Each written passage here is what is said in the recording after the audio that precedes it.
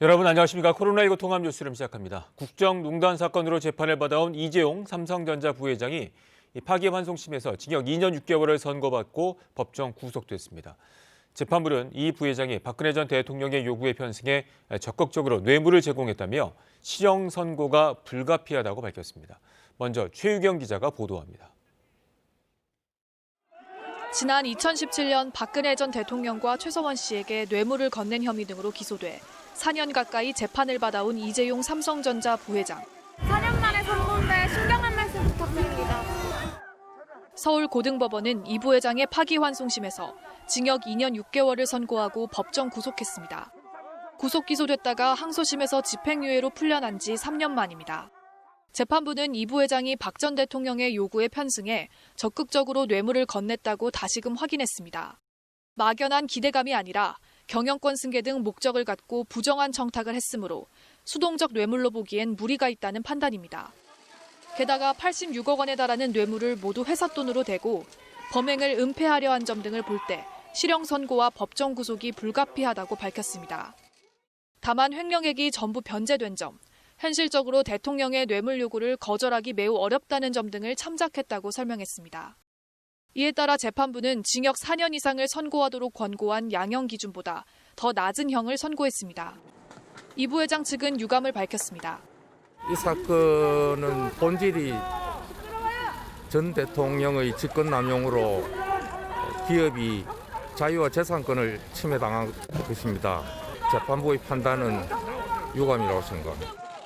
재상고 여부는 판결문을 검토하겠다며 말을 아꼈는데 대법원에 다시 상고하더라도 이미 사실관계가 확정된 만큼 기각될 가능성이 높아 보입니다. 특검은 재판부가 대법원 판결 취지대로 이 부회장에게 실형을 선고했다며 국정농단 사건의 유무죄 판단이 사실상 마무리됐다고 평가했습니다. KBS 뉴스 최혜경입니다. 이 부회장의 구속으로 삼성은 3년 만에 또 총수 부재 상황을 맞게 됐습니다. 당분간은 비상경영체제로 회사를 운영할 것으로 보이는데요. 삼성의 반응 그리고 앞날을 박대기 기자가 짚어봤습니다. 이재용 부회장 개인의 재판이라 회사가 입장을 내는 것은 적절치 않다. 어제 판결에 대해 삼성이 내놓은 입장입니다. 하지만 내부적으로는 참담하다는 반응입니다. 남은 구속기간은 1년 반. 지난 2017년 이 부회장이 처음 구속됐을 때처럼 계열사별 전문 경영인 중심의 비상경영체제가 가동될 것으로 삼성 관계자는 예측하고 있습니다. 미래전략실 해체 이후 3개의 특별기획팀이 계열사의 사업을 조율하고 지원했는데 총수 부재 상황에서 구심점 역할을 할 것으로 보입니다. 글로벌 기업인데 플랜 B가 작동을 해야 되는 게 너무 당연하잖아요. 이재용 부회장이 전문 경영인한테 그런 것들을 의사결정을 할 수 있는 토대를 만들어줄 책임도 있는 거죠. 재계 관계자들도 당혹감을 감추지 못하며 앞으로의 파장에 주목하고 있습니다. 경영자 총협회는 산업 전반에 악영향이 불가피할 것이라면서 차질이 최소화되도록 정부의 배려가 필요하다고 주장했습니다. 이 부회장의 구속 소식에 삼성전자와 삼성물산 등 관련주는 일제히 하락하며 장을 마감했습니다. 다만 이 부회장이 앞서 구속됐던 기간 동안 삼성전자 주가는 26.5% 상승해 코스피 평균 상승률을 웃돌았습니다. 삼성의 사법 리스크는 여기서 끝난 게 아닙니다. 경영권 불법 승계 의혹과 관련된 재판도 앞두고 있어 이재용 부회장을 둘러싼 법적 공방은 이어질 것으로 보입니다. KBS 뉴스 박대기입니다. 다음 소식입니다. 오늘 새벽 중국 동쪽 해역에서 규모 4.6의 지진이 발생해 우리나라에서도 지진을 느꼈다는 신고와 제보가 잇따랐습니다. 인천 송도의 중고차 수출단지에서 큰 불이 나 소방당국이 강풍 속에 5시간 만에 화재를 진압했습니다. 이 사건 사고 소식 김비치라 기자가 전합니다. 오늘 새벽 3시 21분 중국 칭타오 동쪽 332km 해역에서 규모 4.6의 지진이 발생했습니다. 지진 발생 후 우리나라 기상청으로도 지진동을 느낀 시민들의 신고가 15건 들어왔고 KBS에도 광주광역시와 목포, 서울 일대에서 지진을 느꼈다는 시청자들의 제보가 10여 건 접수됐습니다. 기상청은 우리나라 경계 밖에서 지진이 발생했지만 전남과 전북 지역을 중심으로 지진동이 감지됐다고 밝혔습니다. 한밤중 시뻘건 불길이 곳곳에서 치솟습니다. 오늘 새벽 2시 20분쯤 인천시 연수구 옥련동의 한 중고자동차 수출업체에서 불이 났습니다. 새벽에 밖에 나왔는데 아파트 맞은편에 빨갛게 보여서. 소방차 40여 대가 출동했는데 바람이 강하게 불어 5시간 만에야 불이 꺼졌습니다. 이 불로 수출용 차량 보관 컨테이너 11개 동과 중고차 80여 대 등이 타 소방서 추산 8천여만 원의 재산 피해가 발생했습니다. 다행히 인명피해는 없는 것으로 확인됐습니다. 서울 서대문구의 한 도로, 길가 전신주에서 갑자기 큰 불꽃이 튑니다. 어제 저녁 6시 반쯤 서울 서대문구 연희동 일대에서 전신주 파손으로 추정되는 정전이 발생했습니다. 가로등은 다 꺼졌거든요. 저도 무서워서 빨리 아무튼 그 주위를 피했죠. 인근 500여 세대에는 30분 가까이 전력 공급이 끊겨 불편을 겪었습니다. 한국전력 측은 정확한 정전 원인을 조사하고 있다고 설명했습니다. KBS 뉴스 김비칠합니다. 문재인 대통령이 신년 기자회견에서 두 전직 대통령의 사면은 지금은 말할 때가 아니라며 명확한 입장을 내놨습니다. 월성 원전에 대한 감사원 감사와 검찰 수사에 대해서는 이 정치적 목적이 담겨 있다고 생각하지 않는다고 답했습니다. 기자회견 내용 우수경 기자가 전합니다. 지금은 이명박, 박근혜 두 전직 대통령에 대한 사면을 얘기할 때가 아니라는 게 문 대통령의 명확한 입장이었습니다. 우선 사법 절차가 이제 막 끝났고 국민들의 고통과 상처가 너무 컸다는 게 이유입니다. 또 지금 상황이라면 국민이 용납하지 않을 것이라고 말했습니다. 과거의 잘못을 부정하고 또 재판 결과를 인정하지 않는 차원에서 사면을 요구하는 이런 움직임에 대해서는 국민들의 상식이 용납하지 않을 것이라 생각하고 적절한 시기에 더 깊은 고민을 하게 되겠지만 대전제는 국민 공감대라고 강조했습니다. 월성 원전 1호기 조기 폐쇄와 관련한 감사원 감사나 검찰 수사에 대해서도 사실상 수용한다는 입장을 보였습니다. 정치적 목적이 있다고 생각하지 않으며 그렇게 해서도 안 된다고 말했습니다. 감사원과 검찰에 대한 불개입 원칙도 재차 언급했습니다. 감사원의 감사나 또 검찰의 수사에 대해서 일체 개입하지 않는다는 그 원칙은 지금까지 철저하게 지키고 있다고 자부하고 있습니다. 민주당은 물론 최근 임종석 전 비서실장까지 감사원에 대한 비판에 합류한 상황에서 문 대통령이 여권에 메시지를 보낸 것으로 해석됩니다. 민주당이 문 대통령 당대표 시절 제정된 당원을 바꿔 서울과 부산시장 선거에 후보를 추천하는 것에 대해서는 당과 당원들의 선택을 존중한다는 말로 거리를 뒀습니다. 문 대통령은 민감한 정치 현안에서는 대부분 갈등보다는 마무리 또는 봉합을 택한 것으로 해석됩니다. 집권 5년차 민생 의제에 더 주력하겠다는 뜻으로 보입니다. KBS 뉴스 우수경입니다. 국회 법제사법위원회는 오늘 김진욱 고위공직자 범죄수사처장 후보자에 대한 인사청문회를 실시합니다. 청문회에선 김 후보자가 과거 법무부 인권국장에 지원했던 점 등과 연관지어 정치적 중립성 문제가 쟁점으로 떠오를 것으로 전망됩니다. 여야는 또 김 후보자가 받고 있는 미공개 정보를 활용한 주식 취득 의혹과 위장 전입 의혹 등 도덕성 검증도 철저히 한다는 방침입니다. 바이든 미국 대통령 취임이 이틀 앞으로 다가온 가운데 바이든 당선인은 취임 첫날부터 이 트럼프 행정부의 실책을 복구하고 민주주의를 회복하겠다고 밝혔습니다. 트럼프 대통령은 측근에 대한 막바지 사면을 단행할 것으로 전해졌습니다. 워싱턴 김양순 특파원이 전해왔습니다. 트럼프 지지자들의 무장 시위 위협과 코로나19 대유행으로 전례 없이 봉쇄된 워싱턴 DC. 바이든 대통령 당선인은 취임 하루 전날 오후 5시 반쯤 코로나19로 사망한 이들을 추모하며 사실상 취임 행사를 시작합니다.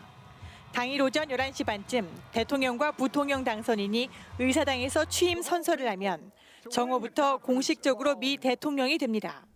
선서를 하는 장소는 의사당 서쪽 계단으로 2주 전 트럼프 대통령 지지자들이 난입했던 바로 그곳입니다. Is what message Joe Biden will have for the country on January 20th. And that's going to be a message of moving this country forward. It's a message of unity. 취임식 직후 바이든 당선인은 트럼프 대통령이 탈퇴한 파리 기후변화 협약에 다시 가입하고 일부 이슬람 국가에 적용된 입국 금지 조치를 바로 철회하는 등 12개 명령에 서명할 예정입니다.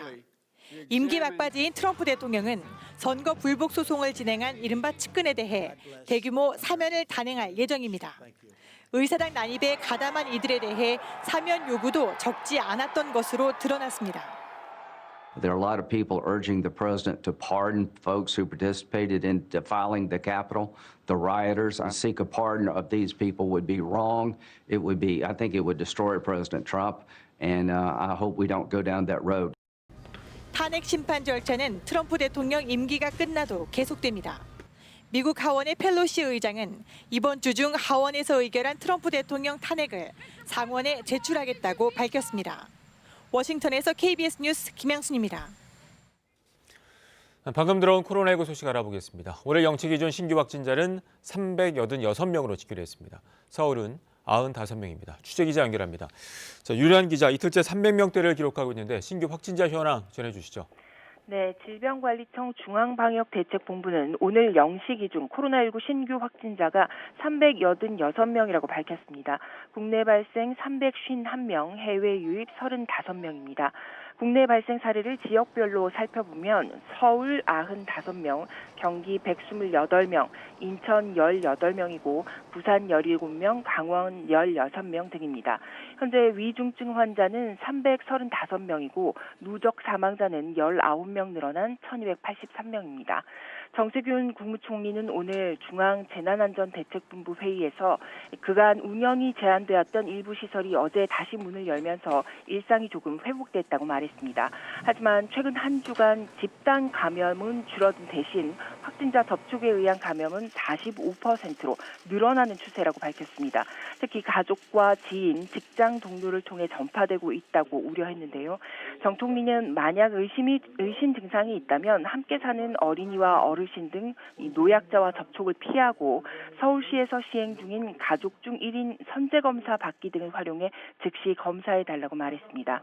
정 총리는 또 이 중수본과 지자체에는 긴급 활동 지원 등 장애인을 위한 서비스를 적극 홍보하고 사각지대를 세심히 보완해달라고 당부했습니다. 지금까지 문화복지부에서 KBS 뉴스 류란입니다. 택배 노동자들이 현장에서 겪고 있는 갑질 피해는 여전하다는 정부 조사 결과가 나왔습니다. 택배 노조는 장시간 노동을 근절할 수 있는 대책이 설 전에 마련되지 않으면 총파업을 하겠다고 다시 경고했습니다. 보도에 천효정 기자입니다. 택배기사들의 장시간 노동이 문제가 되자 업체들은 분류 인력 투입을 약속했습니다. CJ 대한통운이 4,000명, 한진과 롯데도 각각 1,000명씩 배치하겠다고 발표했지만 현장의 목소리는 달랐습니다. 사람을 구한다고는 했는데 아직까지 단 한 명도 투입된 사람이 없고 구한다는 그런 이야기도 잠깐 나왔다가 지금은 아예 무마되는 그런 분위기로. 낮은 수수료 지급 관행에 대한 문제 제기도 여전합니다. 똑같은 물건을 배송을 해도 내한테 떨어지는 게 700원이 될까 말까요. 그러니까 더 많이 싣고 나가야 되잖아요. 지난달 진행된 정부 합동조사에서도 이런 불공정 사례 70여 건이 접수됐습니다. 수수료를 제대로 주지 않거나 분류 비용을 택배기사에게 전가하고 노조에 참여했다며 불이익을 주는 경우가 대표적 사례로 꼽혔습니다. 정부는 위법 사항이 밝혀질 경우 법에 따라 엄중 조치하고 제도 개선에 속도를 내기로 했습니다. 일방적 계약 해지, 불투명한 수수료 지급 등 문제점들을 근본적으로 막기 위해서 상반기 중에 표준 계약서를 마련해서 보급할 계획입니다. 하지만 택배 노동자 과로사 대책위원회는 분류작업 인력 투입과 심야 배송 중단 등이 지켜지지 않으면 27일부터 총파업에 돌입하겠다고 다시 예고했습니다. KBS 뉴스 천효정입니다. 이번엔 KB증권 연결해서 오늘의 주식시장 알아보겠습니다. KB증권입니다. 조 바이든 미국 대통령 당선인의 취임식을 주시하는 가운데 코스피가 기관의 매수세가 유입되며 오름세입니다. 코스닥은 개인과 기관의 동반 팔자로 내림세입니다. 이 시각 현재 코스피 지수는 28.02포인트 상승한 3041.95에 코스닥은 6.26포인트 내린 938.41에 거래되고 있습니다. 밤사이 미국 증시는 마틴 루터킹 데이를 맞아 휴장했습니다. 코스피는 전일 급락에 따른 저가 매수세가 유입되며 기관의 매수 주도 속에 상승하고 있습니다. 시가총액 상위 종목은 오르는 종목이 더 많은 가운데 실적 개선 전망이 나오며 현대차와 기아차가 각각 4%와 5%대 강세를 보이는 등 현대차 그룹주가 상승세입니다. 이재용 삼성전자 부회장의 구속 소식에도 불구하고 삼성전자가 1% 넘게 반등 중인 반면 셀트리온은 식약처의 항체치료제 3상 허가 권고와 함께 4% 넘게 하락세입니다. 이 시각 현재 달러화에 대한 원화 환율은 1,103원 10전에 거래되고 있습니다. 지금까지 KB증권이었습니다.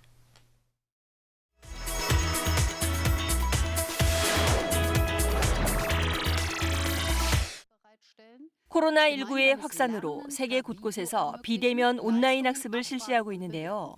독일에선 학교마다 시스템이 다른 데다 서버가 자주 다운돼 차질을 빚고 있습니다. 코로나19에 따른 봉쇄 조치가 이어지면서 독일 학교에서는 디지털 교육이 일상이 됐습니다. 다양한 학습 플랫폼이 가상의 교실을 제공하고 학습 교재를 공유해 화상으로 함께 공부할 수 있도록 해줍니다. 질문을 주고받을 수도 있고 학습 성과에 대한 평가도 가능합니다. 그러나 문제도 만만치 않습니다. 독일 대부분 주 정부들이 온라인 학습 플랫폼의 선택권을 학교에 부여하다 보니 학교마다 시스템이 달라 특히 전학생의 경우 적응에 어려움을 겪고 있습니다. 인터넷 접속이 불안정하거나 서버가 자주 다운돼 수업이 중단되기도 합니다. Die professionelle Unterstützung, sonst kommen wir aus dem Modus des Bastelns, des Probierens, des Nachsteuerns, kommen wir nicht heraus. 전문가들은 교육의 질을 보장하기 위한 적극적인 지원이 필요하다고 지적합니다. 최근 일본에서는 도시를 떠나 산속마을 공유주택에서 소박하게 살아가려는 젊은이들이 많아지고 있다고 합니다. 일본 와카야마현 산속마을에 있는 초등학교 폐교를 활용한 공유주택입니다. 전국에서 모인 10대부터 30대 남녀 10여 명이 생활하고 있습니다. 집세는 무료, 식비는 한 달에 1인당 한국 돈 10만 원 정도 듭니다. 영화나 음악 감상, 게임 등 하루의 대부분을 마음 가는 대로 보냅니다. 이 공유주택의 삶을 담은 에세이는 입소문을 타면서 지금까지 2만 1,000부가 팔렸습니다. ここに集まってる人は都会でちょっと疲れてしまった人とか馴染めなかった人たちとかそういう人たちが集まっている場所です。 4년 전 건축회사 관리직을 포기하고 이곳으로 들어온 혼다 씨. 한 달 수입이 500만 원이 넘었지만 하루 15시간씩 일하고 일주일에 하루만 쉬던 삶을 도저히 참을 수 없었다고 말합니다. 이제는 최소한의 수입을 위해 인근 농가 일을 거두는 아르바이트만 합니다. 주민들도 젊은이들이 반갑습니다. そういうふうな手伝いしてくれてるんで、大助かりしております。 최근 코로나19로 인해 도시의 삶이 팍팍해지면서 이 같은 산골 공유주택이 전국에 7곳이나 생겨났습니다. 이집트 수도 카이로 남부 사카라에서 역사적 가치가 높은 추모사원 유적지가 발견됐습니다. 이곳은 원래 고왕국 시대의 계단식 피라미드를 비롯해 왕의 묘소 등이 있는 유명 유적지인데요. 최근 고고학 발굴팀이 기원전 2300년경 이집트를 통치한 파라오인 테티 왕의 아내를 위한 사원을 발견했습니다. 왕비의 사원은 테티 왕의 피라미드 주변에 있었는데요. 이 안에는 죽은 자를 위한 사자의 서와 고대 이집트의 지하 세계를 암시하는 주문 등이 적힌 파피루스도 매장돼 있었습니다. 특히 미라가 든 목관 52개도 함께 발견됐는데 사카라 지역에서 3,000년 이상 된 관이 발견된 것은 이번이 처음입니다. A papyri 5 meters long beside one of the coffins. One of the coffins belonged to a soldier. 그 밖에도 여러 동물 모양의 유물과 청동 도끼들도 함께 발굴됐는데요. 사카라에는 아직도 고대 유물들이 많이 남아 있을 것으로 전문가들은 보고 있습니다. 회색 기러기 수만 마리가 월동을 위해 중국 윈난성을 찾아 장관이 연출됐습니다. 중국 서남부 윈난성 얼하이호 습지에 회색 기러기 수만 마리가 운집했습니다. 회색 기러기는 몸 길이가 70에서 90cm인데 두 날개를 활짝 펴면 길이가 147에서 182cm나 됩니다. 날 때 항상 두 날개를 힘차게 펄럭이고 목이 긴 것이 특징입니다. 회색 기러기가 이동할 때 일자형이나 사람 인자 모양으로 떼를 지어 날아다닙니다. 주로 담수호에 살고 갈대나 수초가 있는 곳을 특히 좋아합니다. 얼하이호는 중국에서 7번째로 큰 담수호입니다. 평범했던 호수는 지방정부가 보호 조치를 시행하면서 어느덧 중국에서도 손꼽히는 새들의 서식지가 됐는데요. 겨우 3년 만에 60마리에 불과하던 회색 기러기가 올해는 수만 마리로 늘어난 것입니다. KBS 월드뉴스입니다. 신경작용제에 중독된 것으로 알려진 러시아 야권운동가 나발리가 귀국 직후 체포된 데 이어서 이 법원으로부터 30일간 구속 판결을 받았습니다. 미국과 유럽연합은 나발리를 즉각 석방할 것을 촉구했습니다. 모스크바 김준호 특파원이 보도합니다. 독일로부터 귀국하자마자 집행유예 관련 규정 위반을 이유로 체포된 러시아 야권운동가 나발리에 대해 법원이 30일간의 구속 판결을 내렸습니다. 구속 전 피의자 신문 형식의 이번 재판은 어제 나발리가 구금된 경찰서에서 출장 재판 형식으로 열렸습니다. Не бойтесь, выходите на улицы, выходите не за меня, выходите за себя и за свое будущее. 나발리는 지난해 8월 시베리아의 톰스크에서 모스크바로 향하던 중 기내에서 의식을 잃고 쓰러졌고 곧 독일의 병원으로 옮겨져 치료를 받고 회복됐습니다. 독일 정부는 당시 나발리에게서 옛 소련에서 개발된 신경작용제 노비촉에 중독된 명백한 증거가 나왔다고 발표했지만 러시아 정부는 사건과의 관련성을 부인해왔습니다.